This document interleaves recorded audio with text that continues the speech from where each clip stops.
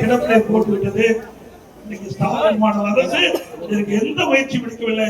மீண்டும் அதிமுக ஆட்சி வந்தவுடனே ஆனமலையார் நல்லா திட்டத்தை தொடங்குவதற்கான முயற்சி நாங்கள் மேற்கொள்வோம்.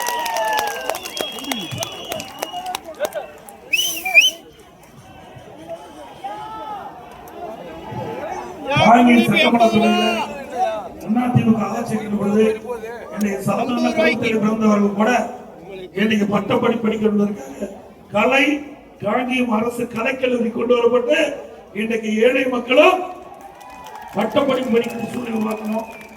இன்றைக்கு நம்முடைய மக்களுக்கு தடையெல்லாம் குடிநுழைவதற்காக இரண்டாவது கூட்டுக்குடி திட்டத்தை நிறைவேற்றப்பட்டது. காங்கியத்தில் புதிய ஊராட்சி ஒன்றியம் கட்டப்பட்டது. வெள்ளவயில் புதிய ஊராட்சி ஒன்றியம் கட்டப்பட்டது. சென்னமலையில் புதிய தீயணைப்பு நிலையம் கட்டப்பட்டது. காங்கியம் வெள்ளவயில் தீயணைப்பு நிலையங்களுக்கு புதிய கட்டிடம் கட்டுக் கொடுக்கப்பட்டது.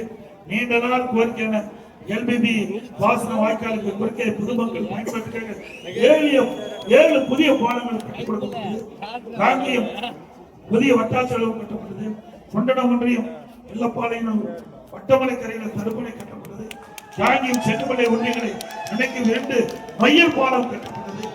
காங்கியம் ஒன்றியம் வீரனபாளையம் கிராமம் பூவார் நிலையில் வட்டமலை கரை தடுப்பணை கட்டப்பட்டது. காங்கியம் காவல் நிலையத்துக்கு புதிய கட்டிடம் கட்டப்பட்டது.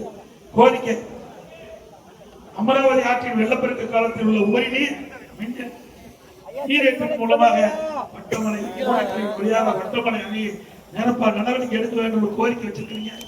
வெள்ளக்கோயில் தாலுகா தரம் உயர்த்த வெள்ளக்கோயில் உள்ள பிரைமரி ஹெல்த் சென்டர் அதாவது மேம்படுத்தப்பட்ட ஆரம்ப சுகாதாரம் கேட்டுக்கிறீங்க.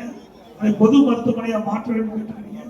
வெள்ளக்கோயில் பகுதியில் காவிரி ஆற்றிலிருந்து புதிதாக கூட்டப்படி திட்டம் அமைக்க நடவடிக்கை எடுக்கப்படும் கேட்டிருக்கீங்க.